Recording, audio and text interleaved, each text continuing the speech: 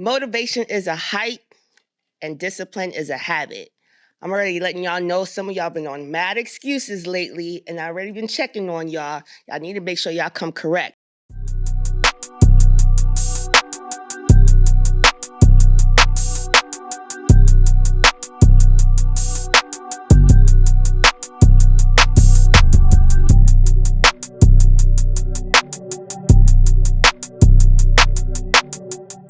Welcome to the Muscle Hustle Podcast. I'm your girl, Cokes. Make sure to subscribe at the Muscle Hustle Podcast on all social media platforms. We're talking Spotify, iHeartRadio, Apple Podcasts, you name it, we are on it. Also, make sure to check out YouTube.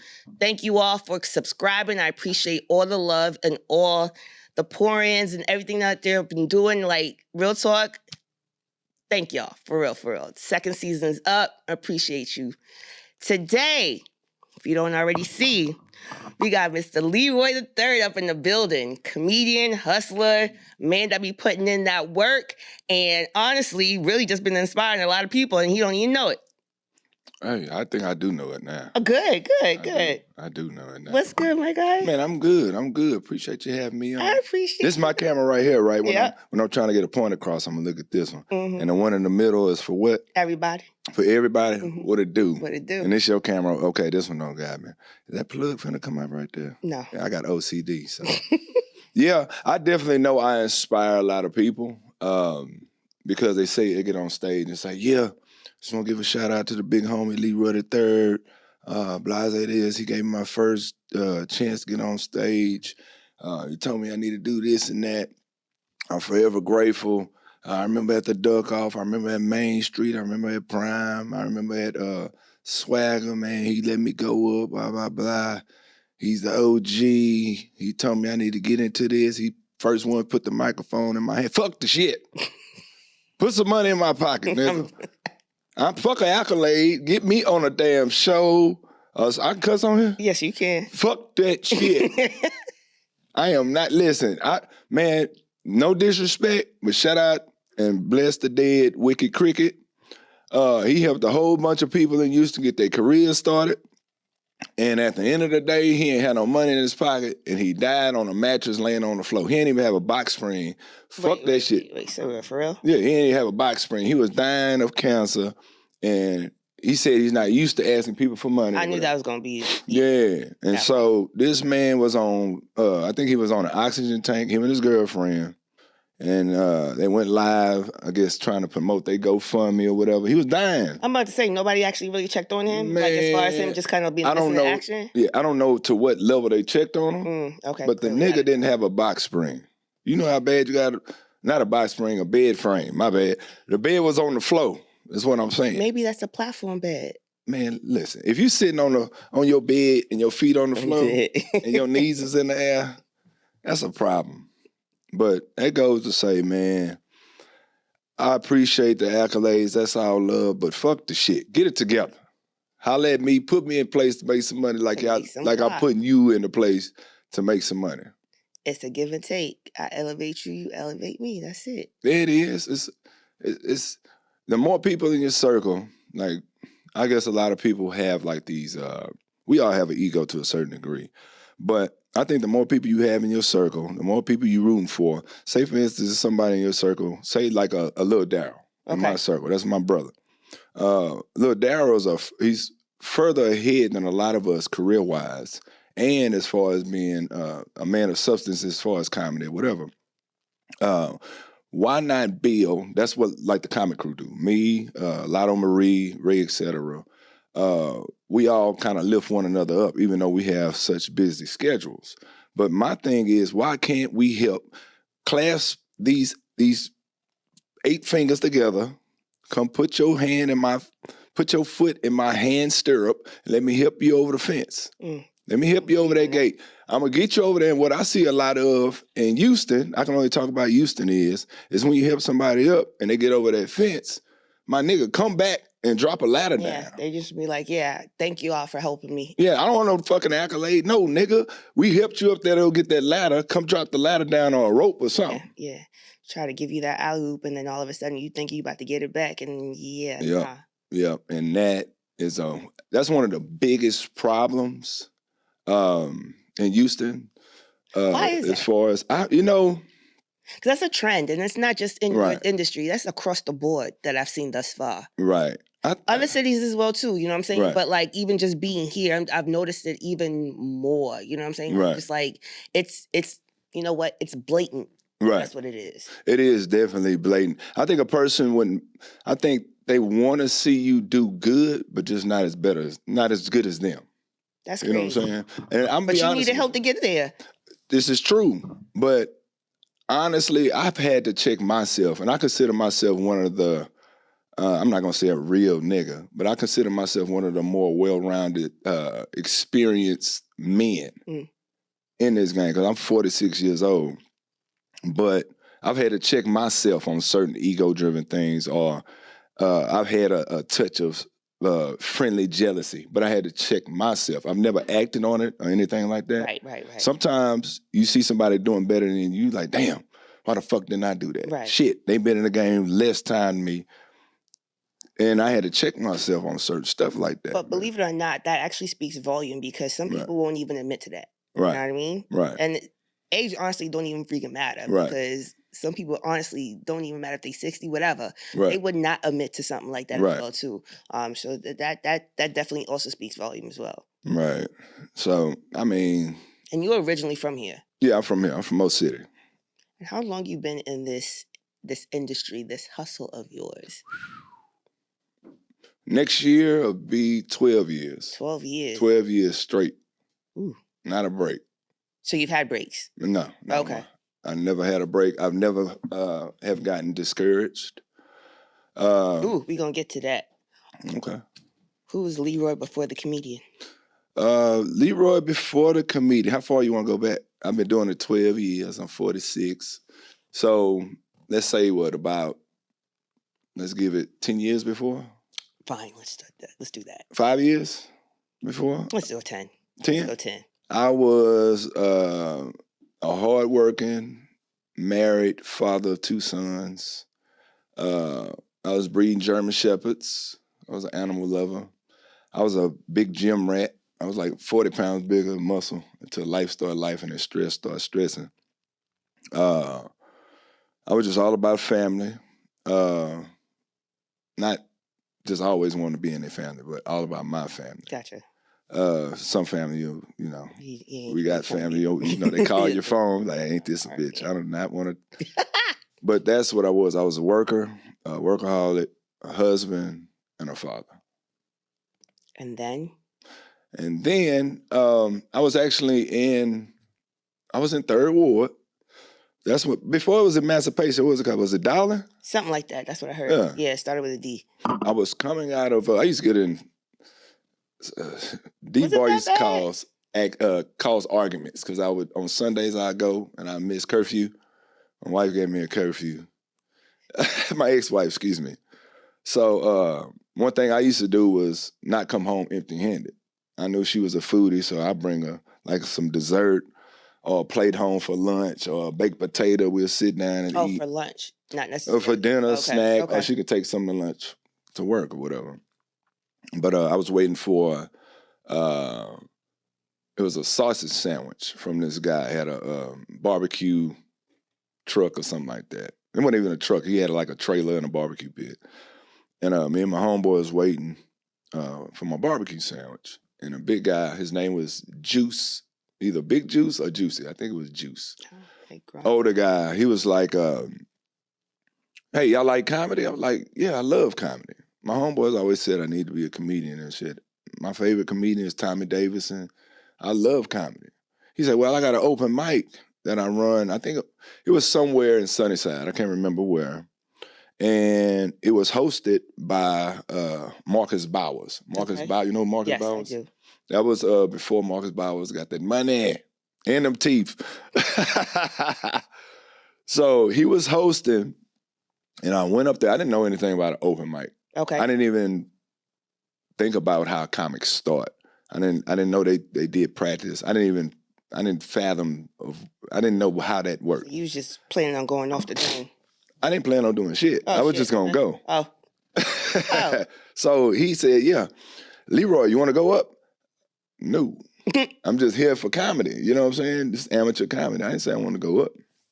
And I actually went up there with one of my coworkers, Adam Sanchez. Shout out to Adam Sanchez. He ran for Missouri City Mayor and shit like that. So he's doing real good. But anyway. Your name sounded familiar, but okay, go ahead. Yeah, real cool guy.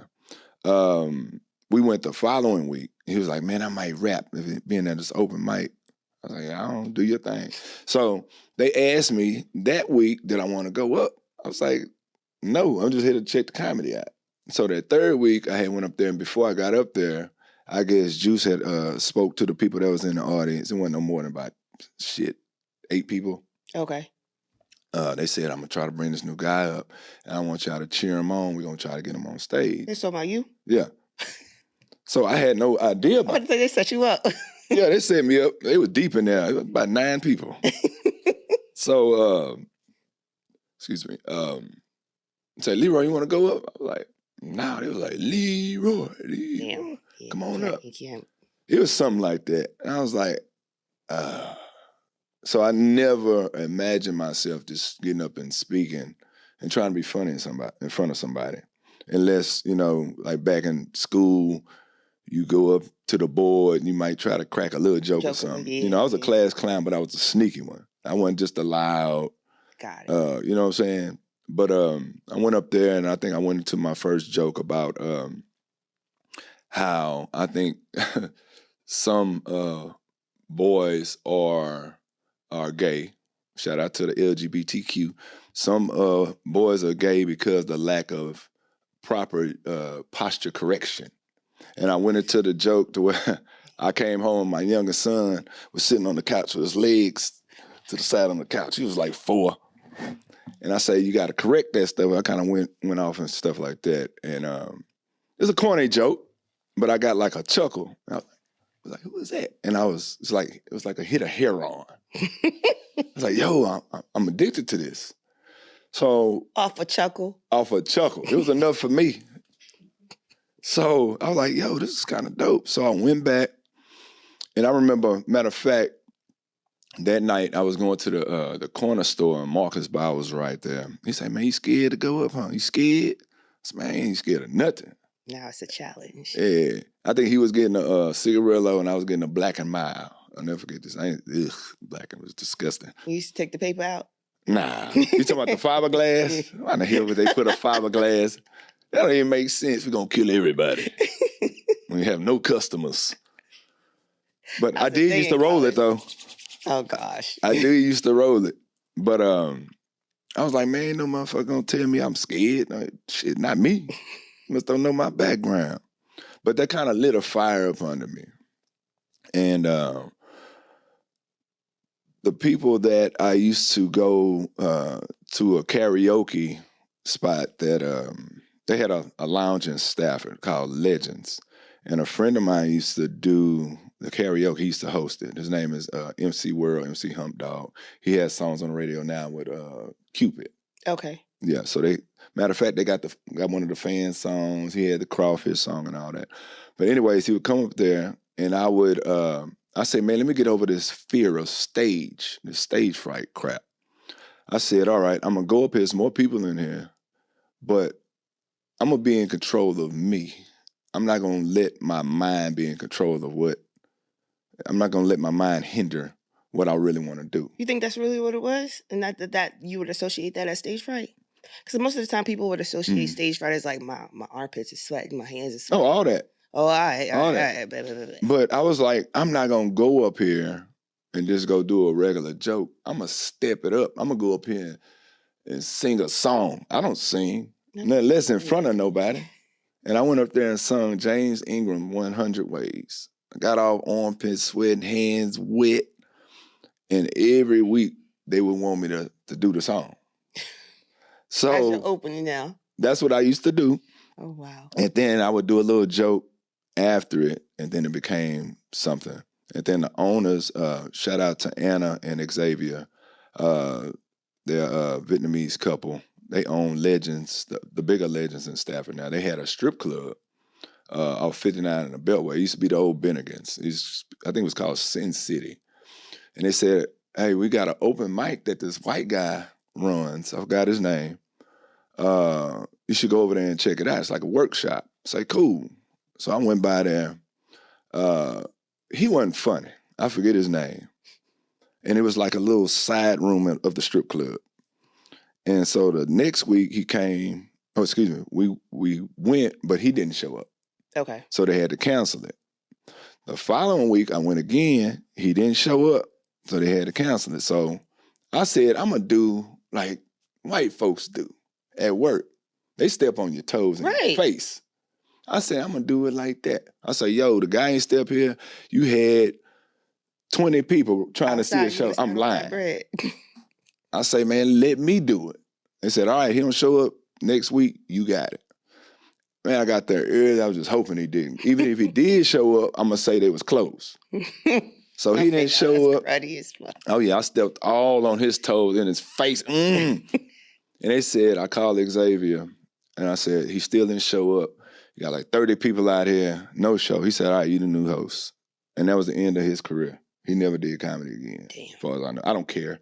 So what? Y'all do it to us all the time. It's my turn. So I ran that. This was a strip club. It was nothing special about it. I think this is the place where strippers went to die. It's like shut up. Yeah, they had the baggy G-strings on. Wait, what? Ew. Oh, it was terrible. It was terrible. It was a side room too. It wasn't even the main stages and all that. You'll see them come in the back of the room. It's real dark, and I don't know if it was something with the piping, the plumbing or something in there, because I always heard. I was like, what the fuck is that? And they call this sensitive. It was terrible. You wouldn't want none of those glitter lotion wearing ass women on you. Yeah. What is the hustle behind the purpose of being funny? Whoa. Mm-hmm. That was a question for you, actually, when I put this out, that you was going to be my next guest. What's the hustle behind the purpose of being funny? What does it take for you to be funny? Like, what's the hustle behind it? I think in my opinion, what takes some of the funniest thing comes from experience. Your outlook on certain things, but definitely experience. The more you've been through, I think the more well-rounded you've been. That really doesn't come with an age. I think some of the most funniest comics come from messed up childhood, some type of PTSD, and some type of experience of fucked up shit. So does it piss you off when random folks who really don't have experience just come through and be like, oh, I think I'm funny, I'm about to try this out? It doesn't piss me off. It just shows me that I probably don't bring them back up for a minute. Or I even try to give them a little advice like, yo, you got to come better than that. You got to come better than that, because this ain't it. I don't know what you're doing. Some people just want to get up there because they was class clowns. That's what they think. Yeah. That's funny in a different setting. Right. That's definitely a funny, different setting, because I've seen people that I went to school with, and going to Really Ridge, I mean, you had to know how to talk.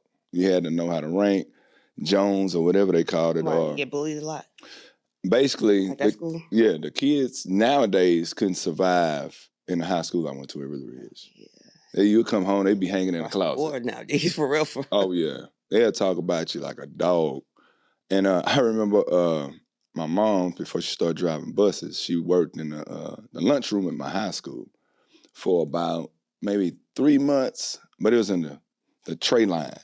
Okay. And I was so embarrassed. Why? I was in 9th grade. And your mama working, she the lunch lady? What you mean? Look, I was young. Then... Y'all know y'all be hungry. Nah, see, you didn't want to go on the tray line, no way. You want to go in a la carte. You want to go get pizza pockets and shit like that. You're right. Yeah, so you didn't want to go on the tray lines anyway. And I ain't never had no money, so I would buy a food number for one of my homeboys. He used to hustle food numbers, so I was just so hungry. Either that or I'd just leave and go home. Because the tray line technically was the discounted rate, John, like... It was like free lunch. Free lunch, right? Okay. Right. And she was working. I passed by there a couple of times. Like, man, I'm going here and just get this square fish right quick. And she in there with a I was like, I can't do it. I was embarrassed like a motherfucker. I was like, man, fuck it. Then I was like, man, that's stupid. Then she started driving the bus up there. And I was like, oh, man, I'm embarrassed. You know, I didn't never get talked about or made fun of, but I was in my own head. Yeah, in your own head. And I think it took, one time she told me that some boy was being disrespectful on a bus. And she used to get up at like 5 in the morning to get ready to go to work. I'm like, who? So I was a firecracker. I'm like, yeah, I'm going to work with you, ride the bus. So I went up there and she pointed them out. And you know how the bus drivers be looking up at that long mirror. She looked at me, she was like, I said, it's Tim. I'm gonna say, I had a thing, I want to pop your eardrum. Oh, shit. Pop. Jesus. Say, man, that's my mama up there. What you talking about? And then after that, I was never embarrassed again. I had to check. Because now you was like, I'm a protector. Yeah. Well, I only had to get on there one time, but she became that bus driver that everybody loved in Mo City. Then she became a supervisor. I think she worked for the Fort Bend Transportation, 25 to 30 years. Oh, wow. And everybody loved her. So, where was I going with that? You say the hustle to what? You got to break that question down. So basically, in regards of quote unquote being funny, right? The hustle behind that, we going to associate basically what you do, your industry, as the hustle, right? Okay. The profession of you being funny, right? You know what I mean? What is basically like? Do you find it? Now you got me all confused in regards to what my damn question was. Lord Jesus. Because it was actually a question that was said by one of our followers. Right. And so what they say, what's the hustle behind being funny on purpose? But you just said, basically, I'm already answering it for you because you said it's really not on purpose because it's based off life experience. Right. I think one of the keys of being funny is you're not trying. I think that is right. honestly what usually we see, and right. then we end up booing the motherfuckers. Right. I think it's once you really trying, it shows. And also, I think it's a conglomerate of different things. Your jokes, the way you're presenting them, your body language, your confidence, because they will definitely read your body language and see. Yeah, they'll see that you're not confident in what you're saying. And I learned the way, what I do, I can look into an audience, but I'm not looking at you unless I'm really just talking to you specifically. Because I will look in an audience and look like I'm looking at y'all, but I'm looking through y'all. What I do is look, and then I just phase out, and it look like I'm looking at you. It's a skill. Right. So I just kind of try to make myself laugh, actually. I just try to entertain myself. So sometimes I'll be up there and I just start laughing. Like, I can't believe I just said that shit. The shit I had to do last week. Oh, he asked for it. They, they call me professional shit talker. And shout out to these roast battles and shit. Not a good thing. Like I did the what's it called? You look like, is that what it is at the improv? You look like, you got to start it off with you look like, and then you go into like your mama and your daddy were cousins or some shit like that. And I don't know, it's kind of different now. That's not how we used to roast, but I get it. That's their concept. So respect to them. Shout out to all the people that put that together. I love comedy, but the thing is, like, I be sitting in the back because I just know my luck. Motherfuckers gonna come for me. So I literally, my hands were sweating. You hear me? Why Debo had you right there? Man, I don't know. And I really, honestly, I really wanted to clock him in the chin because I was just like, like, come on, out of all seats. Right. And my back he hurt always too. Sit right there. I was like, no, because the last time I came through, we had the little booth joint going on, and it was like, I had back support. Right. I'm sitting there hunched over, and I'm just like, he better not look over here. Right. Please don't look over here. And ever so often, I'd be like, yo, what's good? Quick, like, because my luck. But it's just crazy. I'm like, what exactly keeps y'all, especially the skilled one, let me just keep it a spade of spades, the skilled comedians, what really honestly keeps you motivated? Because sometimes it don't always pan out the way that you think. And then on top of that, you got lifing outside of the stage as well too. You know what I mean? Like that's one of the hardest things. I tell comics this all the time. This comedy gonna be here. Last thing you worried about is going to get on stage and make some motherfuckers laugh when you got a light bill that's due tomorrow, unless you're getting paid for it. I was about to say. Another thing, last thing you trying to do, it's hard to focus and make somebody laugh and you going through it with your woman at the house or something like that. It's hard to stay focused like that. They say that would be the hustle. That would be you really committed. Yeah, but sometimes your mind be consumed with something else. Yeah. And it's the things I do, like on Tuesday, it takes me about 35 minutes to set up all my lights and stuff like that. Okay. I don't have nobody help me set that up. Shout out to Tuesdays at Swaggers. Yo, shout out to Tuesdays at Swaggers. Shout out to Shaniqua, be helping with me sometimes. Not sometimes. Yeah, sometimes. Yeah. Because you be in high heels. Shout out to Sean, baby. Help me pack everything up. But what ticks me off is I'm setting up all these light booms and all this shit. Not the booms, but on the tripods and cameras and the ropes and the stool. I do everything. Oh, wow. That's all my stuff I bring in there. Set it all up, run the wires and all that shit. Make sure the lights is pointing the same way. And when I'm doing it, you see niggas just watching you. They just no offer. And then, I have this thing like, don't talk to me until I'm finna setting up. Right. And it never fails. Somebody, Leroy. Like, and they hit me with one of these. Come here. I'm like, nigga, fuck your mama, nigga. What are you talking about? I'm not coming to you. The fuck is wrong with you?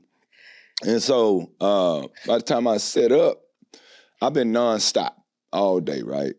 And I probably have sat down to eat something before I came out. Because I'm one of them old school niggas. I like to eat before I leave. There's so many fucking club chicken wings and niggas can do. Eat that part. Yeah, I'm not trying to do it. Because that old ass grease, nah. Yeah. Shout out to Icy. I ain't saying your grease is old. I'm just saying in general, your shit is delicious. But when I finally sit down after setting all this shit up, talking to my DJ, the time clock, I want to sit down and decompress for a few minutes, for at least 30 minutes. And I don't want to talk to nobody. That's why I'm really not a people person. I'm actually, when I first started doing comedy, people didn't believe it because I'm quiet.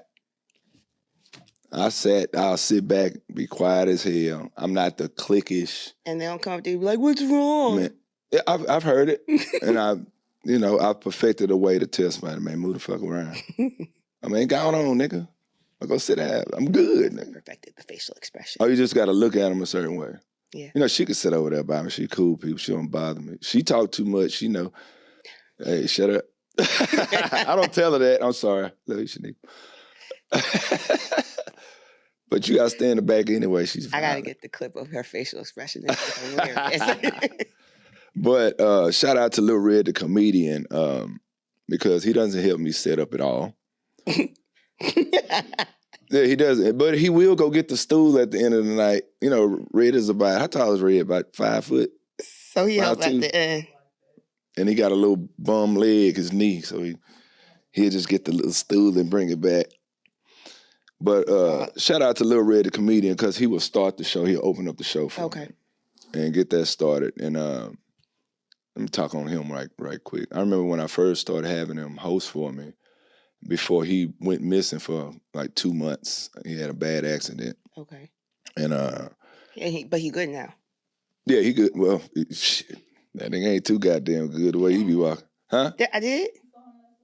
Yeah, the little light-skinned guy with the hat, had the braids. Oh. Yeah, that's Lil Red. Okay. And when he first started, he was like, man, we come to see you, Leroy, man, you funny as hell. Some of these other comics, man, but Lil Red, man, what you doing with all that, man? I don't know about that. I'm like, nigga, it ain't about you knowing or what you knowing about. It's about what the fuck I seen him. So it ain't about, nigga, this is my show. Right. I'm running this shit. I'm letting him do it because I seen something in him that I knew for a fact You know what I'm saying? Just because he a little guy, whatever, he a tough little motherfucker. And he's getting funnier and funnier. Nigga's funny. No, he was funny that night. Yeah, he's gotten a lot funnier than he used to be. So shout out Lil Red. But anyway, I like to decompress and get my mind together, get my hookah, hand me a drink, and just chill. But what was the question? See, I just branched out. How long does that usually take before you actually get back on? Like, it's on not stage? popping. Yeah. It just depends on if it's who I have in the building. Okay. If it's a headliner, sometimes I will start the show. Like if the owner's there, or if I got some headliners, or I got some people in town, I just go ahead and start it up. You feel like sometimes you got to be flexible in a sense? Yeah. I'm very flexible. Yeah. Like last night, I had them bring up maybe half of the comics, and then I say, all right, go ahead and bring me up. Sometimes he'll go up and just bring me right up. Sometimes he'll do almost most of the show, then bring me up. Because sometimes I get up there, and I'm stoked about doing the show or whatever, and then all of a sudden, that morale just go down. I'm like, I want to be at home in my bed. So, okay. So then right there, something like that, where you just like the morale is down, right?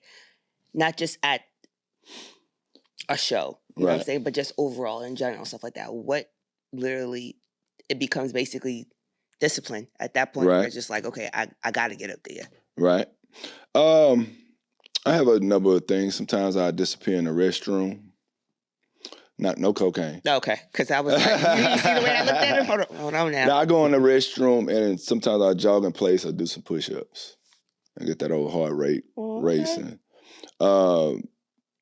I used to be the one that kind of... Wait, nobody walking on you? Huh? Like, what the fuck are you doing? Nah, it's in the private restroom. We have private restrooms. Or, I might do them off the wall. It just depends. And sometimes if I do them on the floor of the restroom, it excites my mind. I'm like, nasty motherfucker doing push-ups on the restroom floor. Like, yeah, I ain't gonna wash my hands. Hey, yo. But I always wash my hands. I'm a germaphobe. Please. But before, I was like, yeah, let me take a couple shots until I heard myself drunk on tape. That stopped a long time ago. And I'm not the comic that can smoke weed before he get on stage either. Oh, because you be... I'm 46. I will forget shit naturally. Give me some weed. What the fuck am I doing? Hello? What is it? What was I saying? So now I don't want to do it. Sometimes it's, like I said, it's forced.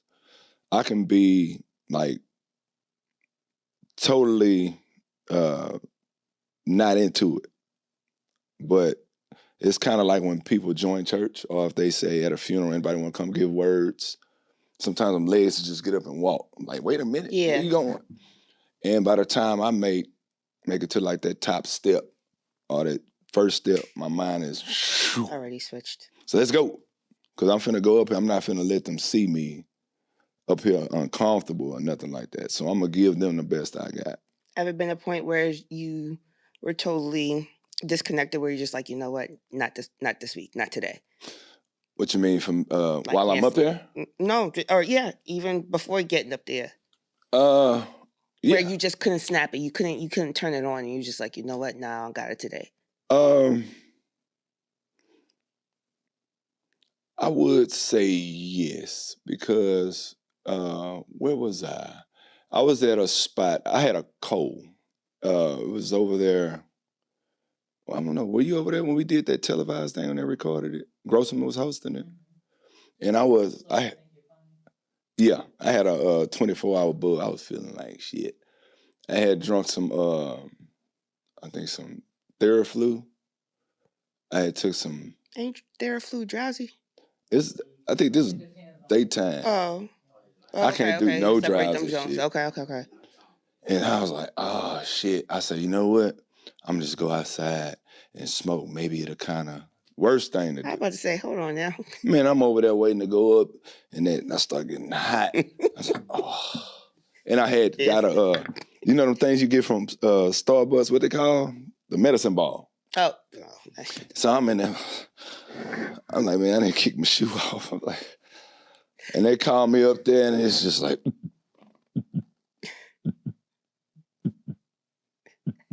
I'm like, and all my jokes say, all right, I'll holler at you later. You on your own? Like, and I just went into just, talking about people in the audience. And I even tried to go into old jokes. It just wasn't. It was not. I say, fuck this shit. I'm finna pull this fucking Band-Aid off. This shit is terrible. I mean, I got the couple laughs. Man, you did good, nigga. That's a lie. You just think I'll slap you in your mouth. No, I did terribly. And now I'm finna go home and lay down. I feel terrible, but like I said, man, when I can be discouraged all the way until I make that first step on stage, and all of a sudden it's just, all right, fuck it. Any advice that you would give to up and coming comedians that want to get in the game, but will start off think that they're funny, but know that they need help? Remain consistent. Ain't people trying to hear that shit, right? Fuck them. They ain't gonna make it. Oh. That's number one. It'd be that thing is that consistent. Like, it's like, oh yeah, keep your head down, be consistent. And one thing I can say, niggas, quit running to these unurban rooms and making these unurban niggas laugh and think you really doing something. Because unurban people will laugh at anything. Damn. If you're doing all these skits, which respect, do realize if you want to do comedy, you got to give respect to real stand-up comedians. It's up to you. You ain't got to. But if that's your plan, you got to come out to different clubs. Like, you got Reveal, hosted by Ray, etc. You got My Spotted Swagger. Study the culture. You got to just be consistent. Be consistent in everything. Even if you go up there and you bomb, be consistent in your bombing. Shit. Of course you want to change it, but be consistent. Don't get discouraged. Don't let these people take you off your pivot, because if you can survive and make it in my room, the other rooms, you be like, fuck y'all. Wait, why you say that? Your rooms be like Yeah, my room is the hardest room in Houston. Really? Yeah. Shit. It's the hardest room in Houston. And what makes it the hardest room? Shit, the audience. Oh shit. Oh, okay. You know what? Yeah, I was part of the problem too. Fuck, man. I'm sorry, y'all. I'm not sorry. I got the only room in the city where the OG. But I didn't think I was really that bad, and I didn't think no, they were bad. You went up? I didn't go up. Okay, see, I was out there, but what you mean? I went up like you didn't go up on stage? Hell no. See? The hell? I look like. What you mean? No, sir. Oh, I know my skill. That ain't it. Man, I think my spot is the only place that you can get heckled by the OG rapper Scarface. Yeah, that shit was funny. Oh, he will heckle the shit out your ass. That shit was funny. And I heard him last week. He was saying something. You might as well get off now, right? He said, yeah, get up to. I said, what you say, Brad? Yeah, so. He told. You never know who will come. Pack that up real quick. Yeah. Pointed at me and Debo, just like, tell him to pack it up. I was like, yeah.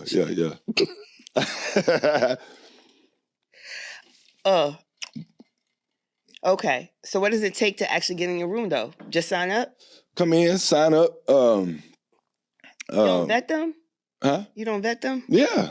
I give everybody a chance. Now, you start off with 4 minutes, and when I feel like you are able to do 5, I give you 5. And when you conquer that 5, you get 7. And that's it. After that, once you conquer that, you go on into the world. And then you come back, you might get 10. And hell, you might get booked for a 25-minute spot whenever I do headliners. That's gross. Okay. But, a lot of people, they get in their feelings. I had had a guy last night. I'm not going to say any names. He's been coming to my rooms.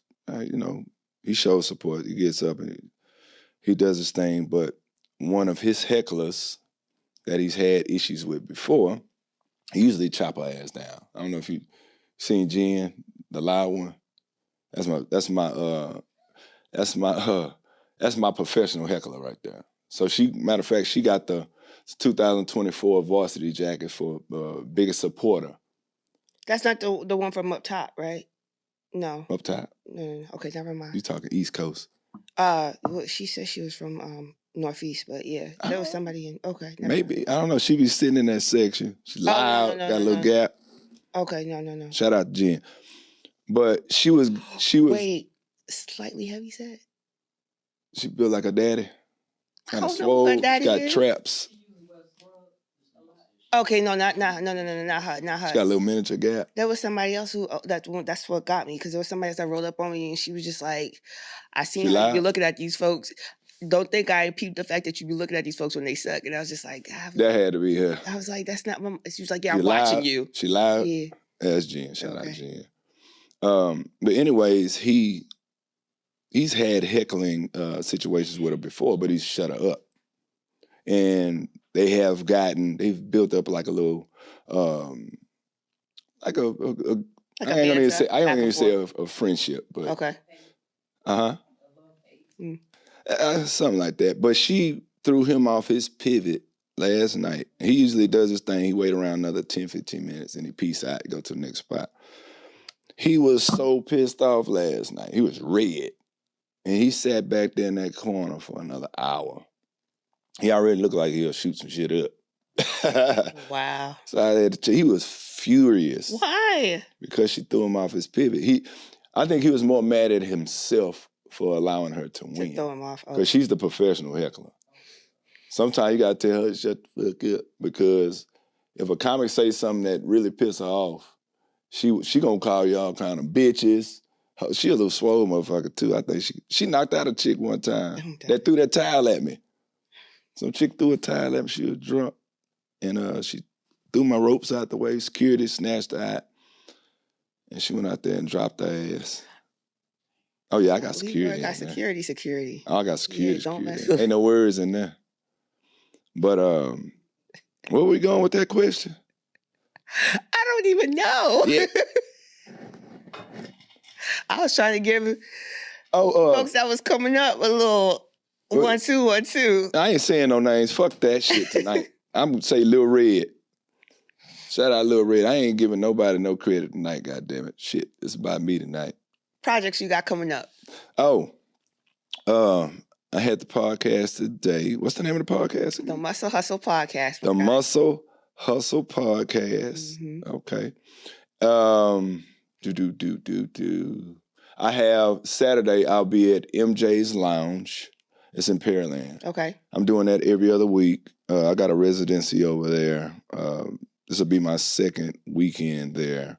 They have cigars on the patio.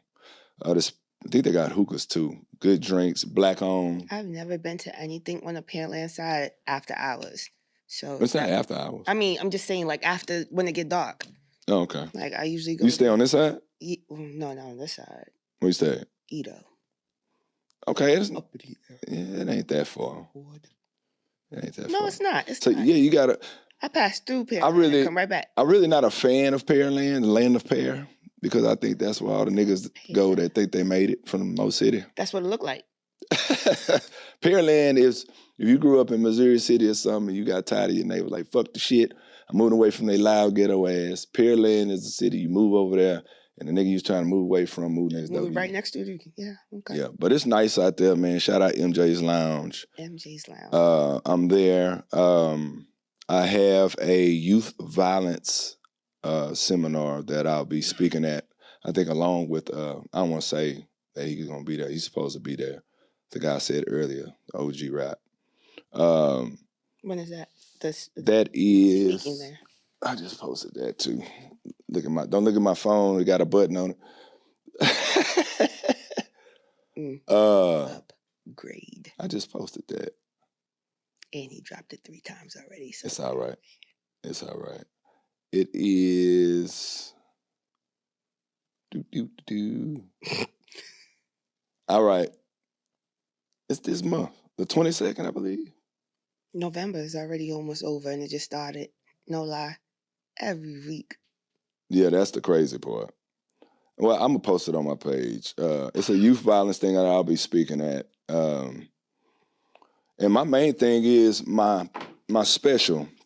I'm waiting to get that date approved. It'll either be I believe, either the 14th or the 15th, because it was talking about a Friday, but you know, I'm 46. My fans is working class. They are not finna rush off and get off work and try to, well, shit, they got grandkids my age. But, you hear the shit. yeah, people my age got grandkids and shit, but they know they got to take a nap when they get off work. So I was trying to do a Saturday, but a Sunday will be live too up here at the Hive. You'll keep us posted on that at the Hive. Yeah, so it'll be my first special. I've been doing comedy almost 12 years. It'll be my first special. And I waited this long because I felt like I wasn't ready. That was the next question. Yeah, go ahead and ask me. Yeah, why so damn long? I felt like personally I wasn't ready. Why? Because I always focus yearly on my birthday shows. My birthday shows was well-known. As far as comedians, birthday shows, it was Grossman and then me. And then I outdid him on the numbers one time. Shout out to my OG, comedian Grossman. But my birthdays are, well, something that people look forward to, the Black on Black shows. Okay. So this is the first year I said, fuck, because it's stressful to put this shit together. Is it? It's very stressful and tiring. I don't enjoy it. I really just do it for everybody else. Now, I told myself... Is it just amped based on, like, I mean, because all the other stuff you do on your own as well, too? Yeah, but this is different. I got to employ people. I have people doing photo booths. I got photographers. I have people making the tickets, printing the tickets out, passing out flyers, selling the tickets, T-shirts, you allow setting them up. To do it? I did most of the stuff. I appointed some stuff. Yes. But I like stuff done the way you want. Right. Right. So you tired yourself out. I sound like a hypocrite right now, but it's okay. Yeah, now I can say it to somebody else. Yeah, it's always. I just wanted to. And then the last time I did it at this spot, I'm not gonna say no names. They had a stripper pole on the stage. Nice place. And I told them they could take the stripper pole down. They said they could. They said it took 15 minutes. And I told each one of them twice, take that shit down. I don't want to see that when I come back. I done set up everything. I done rented all these chairs. It was dope. And it was still there. First fucking thing I seen when I walked in there was a fucking stripper pole. He said he was gonna have 6 waitresses. He had not a half a bitch. Shout out to Shaniqua. She was my personal waitress for me and my girl. And Rick Ross, what he wanted, a fruit punch or some shit. I don't know. Nobody got their food on time. Okay. Oh man, I did. That chick was good as hell. It was fucked up. And I had already agreed on a price. He was like, yeah, give me, what he said? 25%. It was some stupid ass number. I'm like, man, nigga, I'm not giving you all this bread. You ain't pay for shit. Right. I pay for everything out of pie. I even brought out Black Ron from Dallas. That's the king of comedy in Dallas. Okay. So, anyways, enough about that. But it's tiring. It's a mental tiring thing. But this year I said, fuck that. I'm focusing on my special this time. I'm ready to do this. I got a solid 30 minutes of new flavor. I really got an hour. And I'm ready to pump that out. And honestly, what pushed it back, what made me not do one sooner is how oversaturated it is with specials with niggas that been in the game a year. Yes, I'm hating. Shit is ignorant. Nigga, you ain't got the right stage name yet, and you want to do a damn special on an iPhone, which you can do a special on an iPhone, but your jokes is shit. I'm sorry. People Tell just them how you run really feel. and do fucking specials just to say they did a fucking special. That part, because they see that's the trend now at this point. Fuck that shit. Put in the work. You working, you jumping out there too goddamn early. I mean, they think they putting in the work, though. Think different. Think different. It's very few, like the guy that was going up against Lil Darryl. Mm-hmm. Every blue moon you have a guy like that. He came to the room last night and performed. And he was a little uneasy. Shout out to Dame, right? His name Dame. Shout out to Dame. He finally came. Dame finally came. He didn't conquer. But he ain't get booed because they wouldn't. They were like, who, and it's like Def Comedy. They're like, who's this man? They don't give a fuck who he went up against.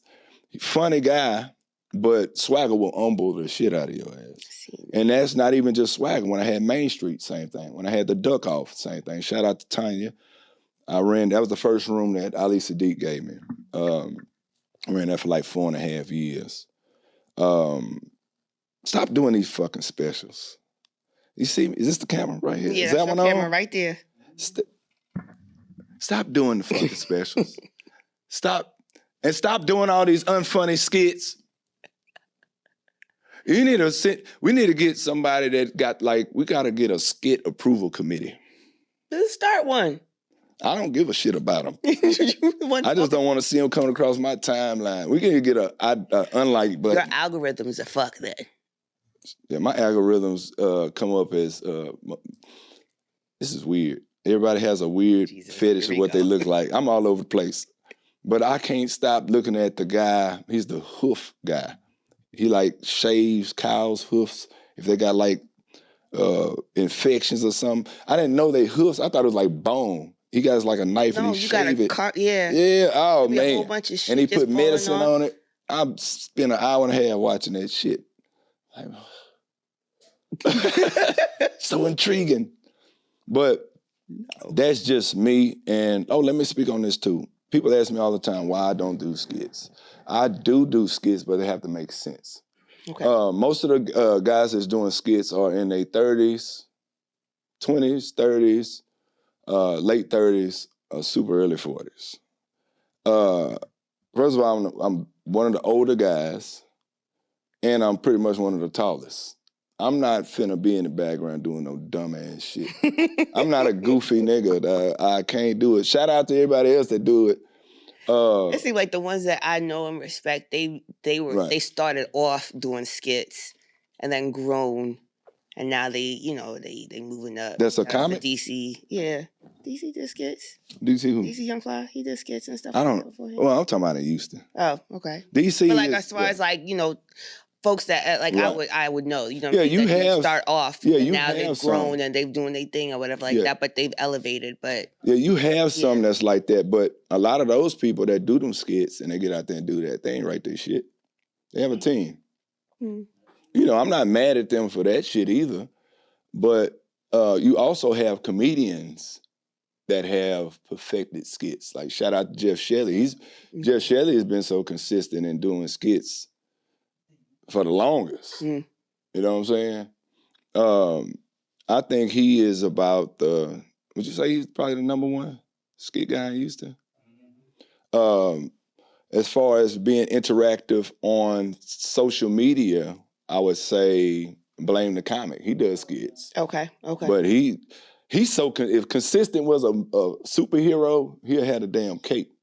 He's very consistent. He tries stuff. He's not afraid to try stuff with his kids, his wife, himself, with the boom. Yeah. He's very consistent. And when I went on a cruise with him, he brought me on. Shout out Blame the Comic.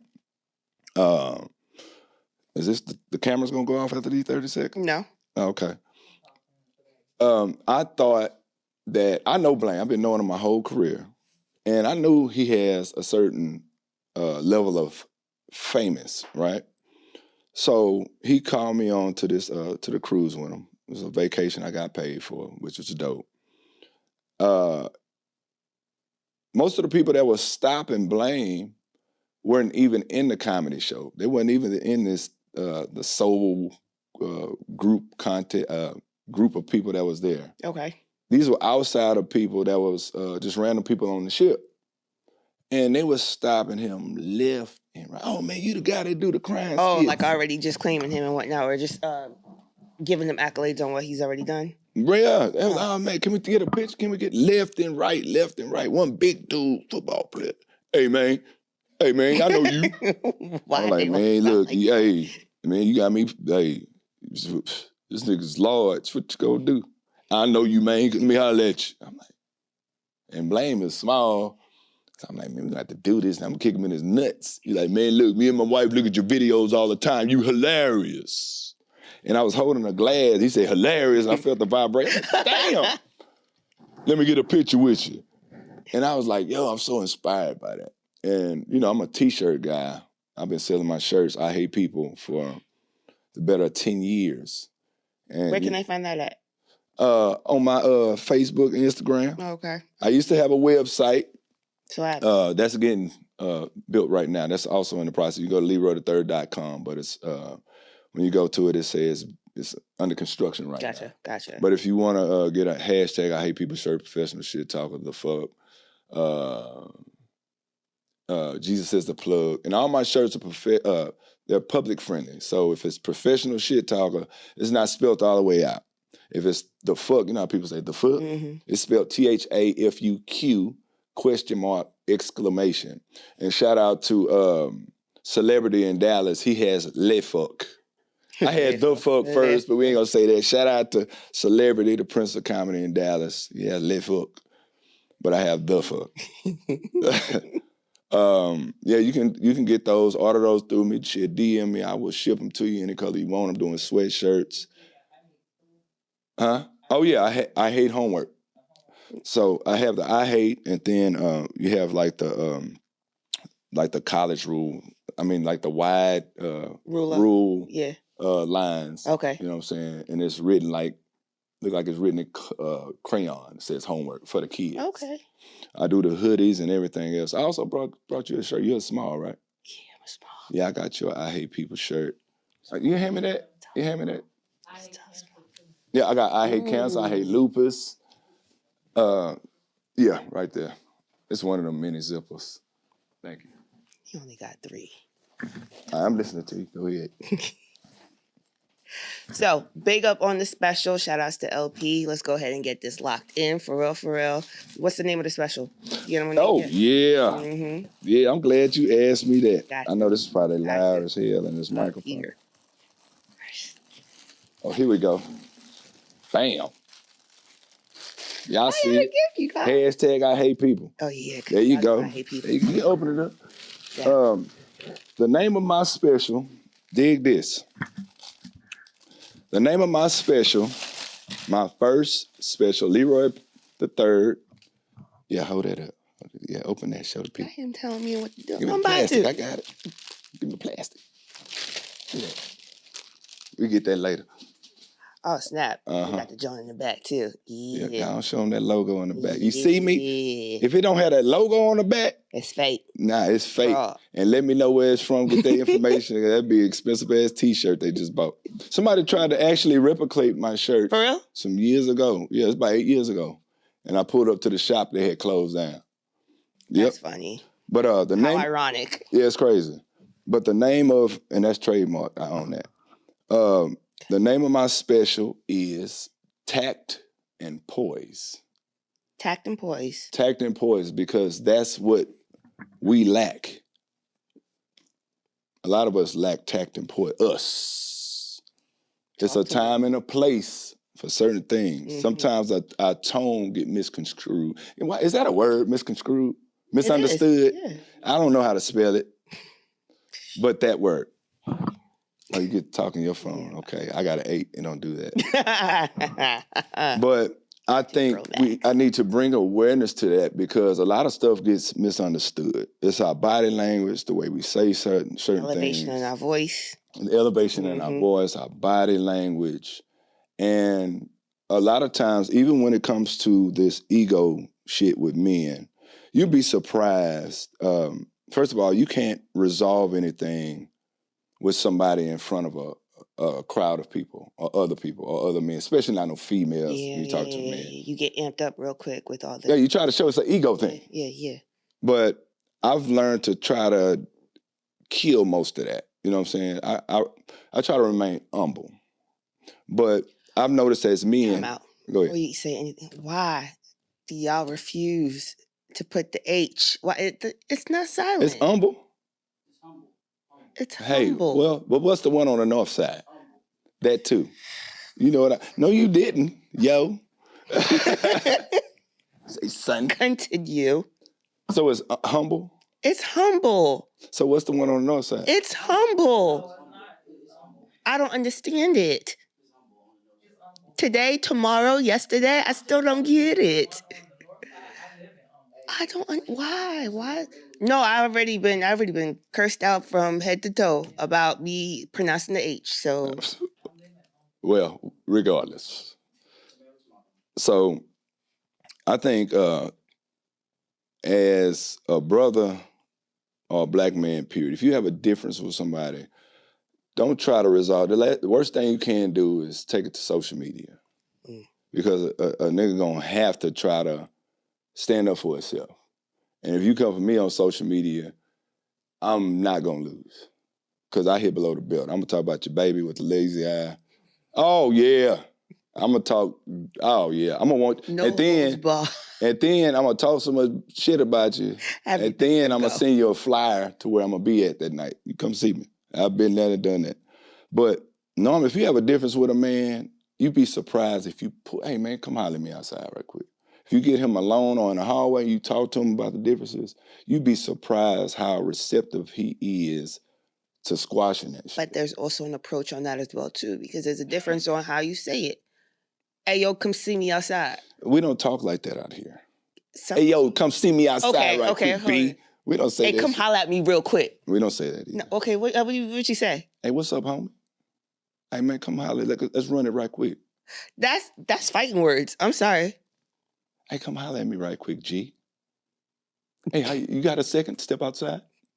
There we go. Have a few words? Yeah, a few words. Yeah, of course. I mean, you gotta just know how you talking to certain people. I remember I've done that before, and it didn't work either. This is before comedy. Quick story. I love stories.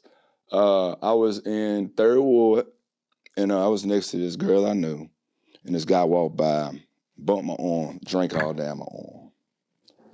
I was like, damn, my nigga. And he looked back, he like, Why with this thing face?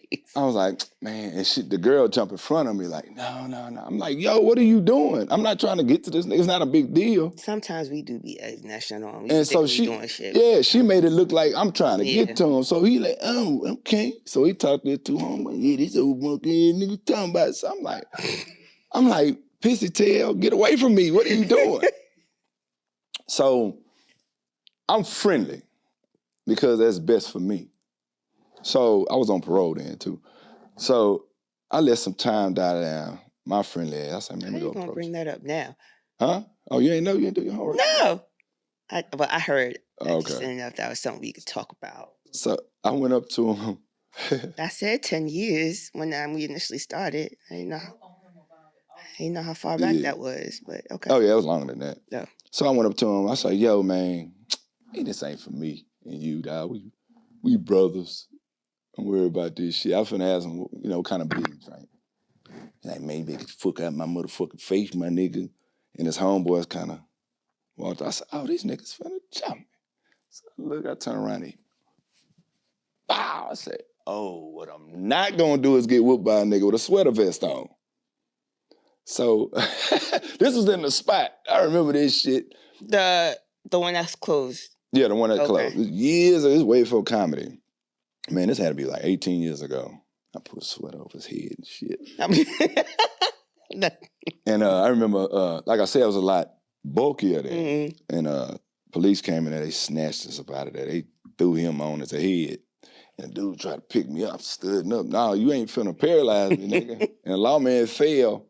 And I remember his flashlight, like, shit. He said, no, look, you wanna go to jail? You better take your ass home. I said, shit.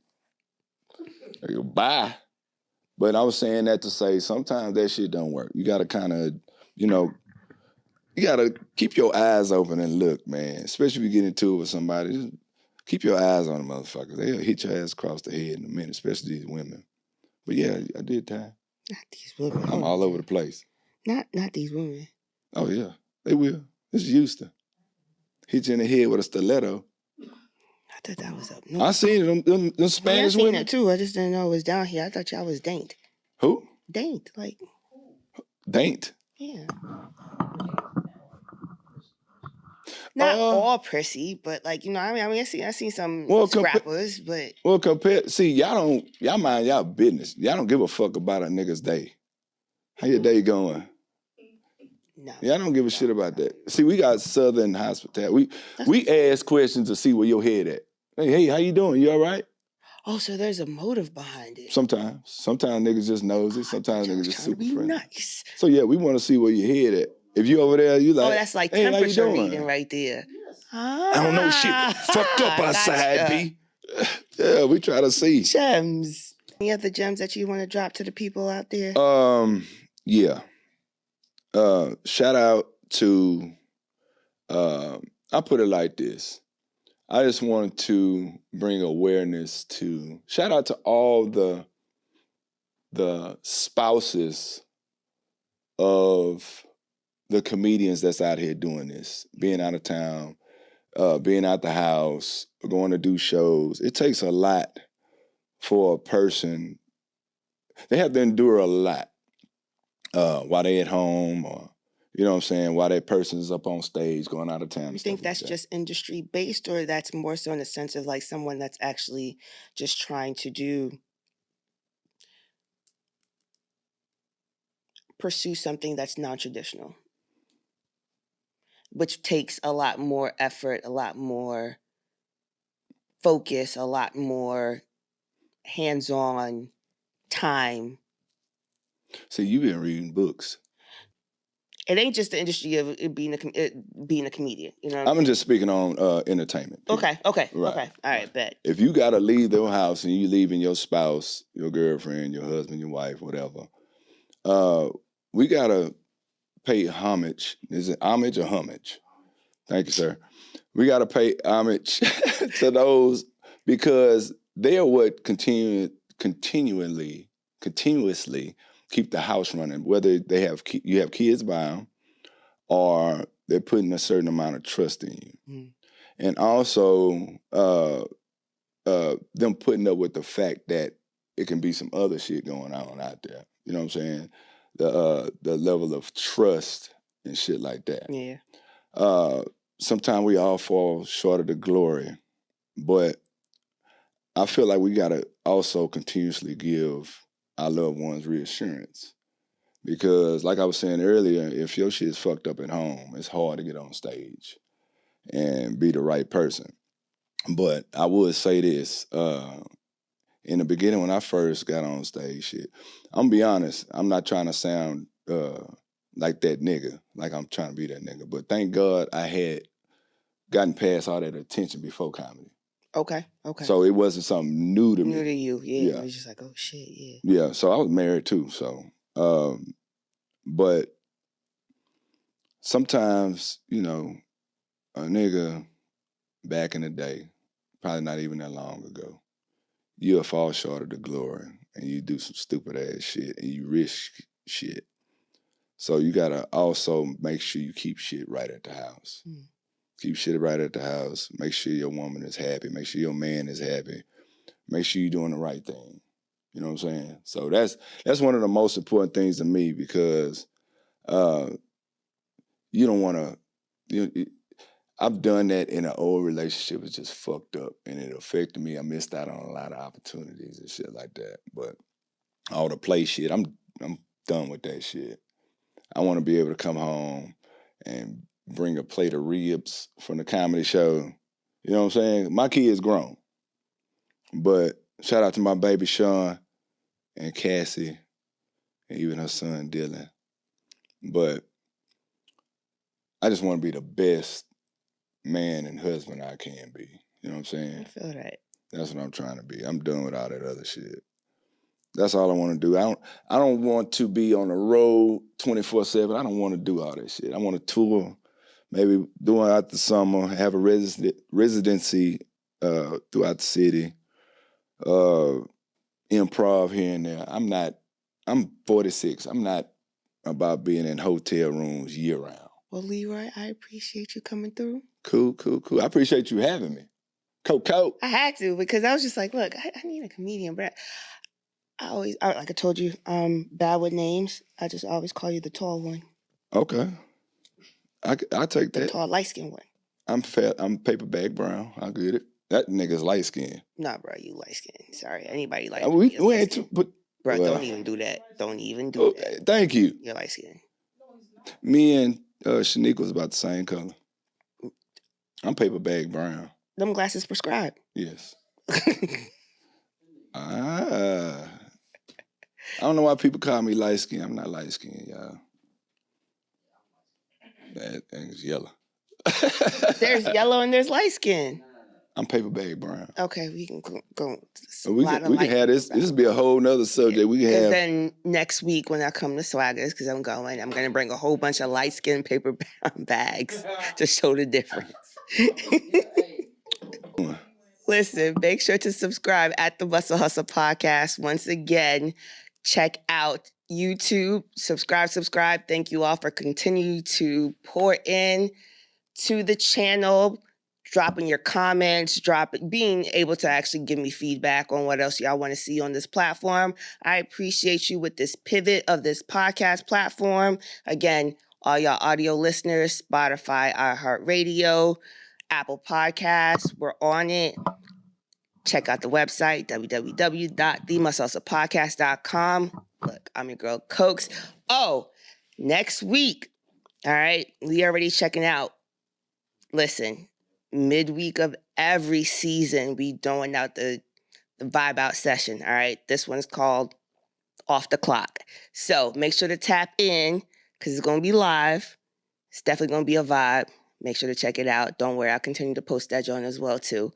But again, thank you all so much. Leroy, I appreciate you. Word. And you can add me on Facebook, Instagram, Threads. Go ahead. TikTok. What the fuck is Threads? This shit is so confusing. The what? Oh man, kill myself. Oh, it is. I don't like none of that. Right. I want somebody that just run all my social media. Just give me a Twitter so I can talk shit. There's apps for that. I don't want that. I don't want another app on my 8. Well, then take the 8 off and put it on that. Take the app off and put it on that. Man, fuck, I want a 17. I'm about to sell some blood. But Leroy Tha Third, Leroy Tha Third. Shout out to Coco on the podcast. Appreciate you. Man, look, let me know when I can just pop up on you, man. Like, what's his name with the fake eye? Nah, the guy, the fat guy that be fucking with 50 Cent. He was on his channel. You know what I'm talking about. He was on Drink Champs this last episode. He got the diamond eye. Oh, God. Oh, he gonna kill me. I know who you're talking about. He also a comedian dude, or at least wants to be. He's a funny guy. He wants to be. Man, let me know. Man, matter of fact, whenever let me know. I'll pop in and talk shit from the back. For real. I ain't working. Shit. I ain't worked since March. We come in. They be trying to. Can I pop in on Swaggers? You already did. No, I mean like with a camera. Yes, you definitely can. Yeah. I was gonna say that.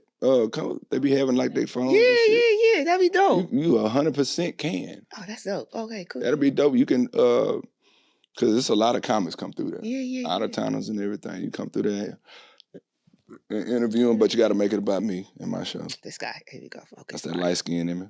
Oh, now he wants to clean light skin. Okay. But no, you definitely can, because that's definitely a rock and roll spot. And we starting earlier now at 9 o'clock. Thank you, God, because I'll be sleepy. Yeah, 9 o'clock. You know, I'm a whole accountant. You know, I got to check numbers. Really? This morning, yeah. You're a personal accountant too? I am. I can't say worth a damn. Yeah. I'm off the clock. Thank y'all for tuning in. See y'all next week. Bye. Peace.